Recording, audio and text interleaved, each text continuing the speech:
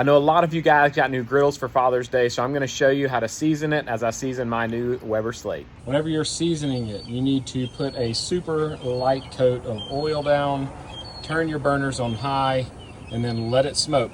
As soon as the smoke starts to dissipate a little bit, you'll repeat the process 5 or 6 times. This is the new Weber slate, so it comes pre-seasoned, so I'll probably only do 2 or 3 coats of seasoning on it.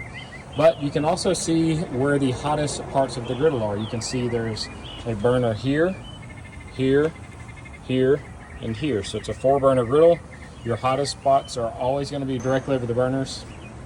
And then the front edge, you can see it doesn't have as much color change because the front edge doesn't have flames directly under it. So it's always going to be a little bit cooler spot. Learn these zones and use them to your advantage. No griddle is going to have perfect edge-to-edge heat distribution, but that's fine because whenever foods start to cook, you slide them up to the front edge, or you leave one of your burners off and slide them down there to keep them warm. You can see my smoke is starting to fade. That means it's time for another coat. I'm not going to turn down the burners. I am going to be very careful when adding a second coating of oil. I'm going to apply it fast and thin.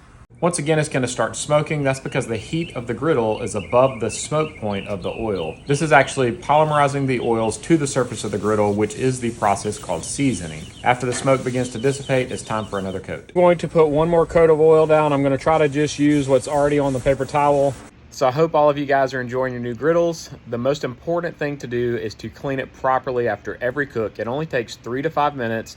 Don't listen to all the people saying they're rust buckets or that they're hard to clean. It's not. I have lots of videos showing how, so make sure you follow and let me know how I can help. If you enjoyed this video, you're gonna love the rest, and you can get started by clicking that one at the top of the screen. I would also be honored if you would subscribe to my channel by clicking the button at the bottom.